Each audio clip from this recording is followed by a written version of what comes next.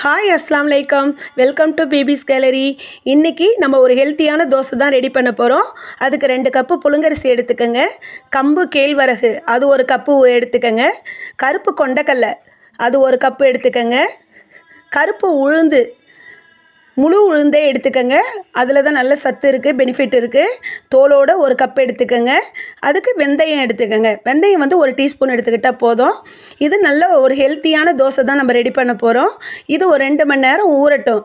ஊறின பிறகு அப்புறம் மிக்ஸி ஜாரில் கொடுத்து நல்லா அந்த பேட்டரை அரைச்சி வச்சுக்கோங்க. எவ்வளோ சூப்பராக பேட்டர் ரெடியாக இருக்குது பாருங்கள்.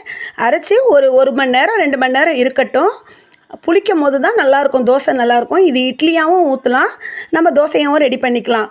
அதுக்கு ஒரு கார சட்னி ரெடி பண்ணிக்குவோம். சின்ன வெங்காயம் உரித்து வச்சுக்கோங்க. தக்காளி பூண்டு ரெடி பண்ணி வச்சுக்கோங்க. கொஞ்சம் வாணலில் எண்ணெய் போட்டுக்கோங்க. எண்ணெய் போட்டு சின்ன வெங்காயம் பூண்டு தக்காளி 3 காஞ்ச மிளகா தான் நான் எடுத்திருக்கேன். நான் வேணும்னா நீங்கள் காஞ்ச மிளகாய் இன்னும் 2 கூட நான் ஆட் பண்ணிக்கலாம். கொஞ்சமாக உப்பு போட்டுக்கோங்க.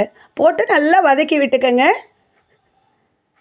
கொஞ்சமாக பெருங்காயத்தூள் போட்டுக்கோங்க. கொஞ்சமாக பெருங்காயத்தூள் போட்டு நல்லா வதக்கி அதை ஆற விட்டு அப்புறம் நம்ம அரைச்சி எடுத்துக்க வேண்டியதான் மிக்ஸி ஜாரில். இது சூப்பராக இருக்கும். அந்த தோசைக்கும் கார சட்னிக்கும் நல்லாயிருக்கும். சட்னி ரெடி ஆகிடுச்சு. அதுக்கு ஒரு தாளிப்பு கொடுத்துருவோம். கொஞ்சம் நல்லெண்ணெய் ஊற்றிக்கங்க. கொஞ்சம் தாராளமாகவே நல்லெண்ணெய் ஊற்றிக்கங்க. நான் கடுகு போடல, வேணுங்கிறவங்க போட்டுக்கலாம். அந்த எண்ணெய் தாளித்து அந்த சட்னியில் கொட்டிடுங்க. சூப்பராக இருக்கும் இந்த தோசைக்கும் கார சட்னிக்கும். அம்மாவுக்கு காரம் இல்லாத கொஞ்சமாக நான் சட்னிஸ் ரெடி பண்ணிக்கிட்டேன். ஏன்னா அம்மாவுக்கு கார சட்னி ஆகாது, அதனால் காரம் இல்லாத கொஞ்சமாக ரெடி பண்ணிக்கிட்டேன். தோசைக்கல்லை வச்சுக்குவோம். சூப்பராக பேட்டர் ரெடியாக இருக்குது. இது இட்லியாகவும் ஊற்றலாம். இது நல்லெண்ணெய் ஊற்றி சுடும் போது நல்ல வாசனையாக நல்லா இருக்கும். வேணுங்கிறவங்க கீ கூட நீங்கள் ஆட் பண்ணிக்கலாம். தோசைக்கல்லை இது பண்ணிக்கோங்க. ரெடி பண்ணிக்கிட்டு தோசையை நல்லா மெலிசாக வாத்துக்கங்க. இந்த தோசை ரெடி பண்ணி சாப்பிடுங்க. இது உடம்புக்கு நல்ல ஹெல்த்தியான தோசை.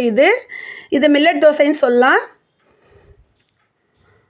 அதில் கொஞ்சம் ஆயில் போட்டுக்கோங்க. நல்லெண்ணெய் ஊற்றுறது மஸ்ட்டு. நல்லெண்ணெய் ஊற்றுனா நல்லா வாசனையாக நல்லாவும் இருக்கும் தோசை. வீக்லி ஒன்ஸ் இதே மாதிரி ரெடி பண்ணி சாப்பிடுங்க. ஹெல்த்தியான தோசை சாப்பிடுங்க. ஹெல்த்தியாக இருங்க. தோசை சூப்பராக ரெடி ஆகிடுச்சு. என்ன அழகாக செவந்து சூப்பராக இருக்குது பாருங்கள். சூப்பராக இருக்குது பாருங்கள் தோசை. இதுக்கு கார சட்னி ஆப்டாக இருக்கும். என்னோடய சேனல் பிடிச்சிருந்தா லைக் பண்ணுங்கள், சப்ஸ்கிரைப் பண்ணுங்கள், பெல் ஐக்கானை கிளிக் பண்ணுங்கள். அப்போ தான் நான் போடுற வீடியோ உங்களுக்கு நோட்டிஃபிகேஷனில் வரும். ஓகே, பாய்.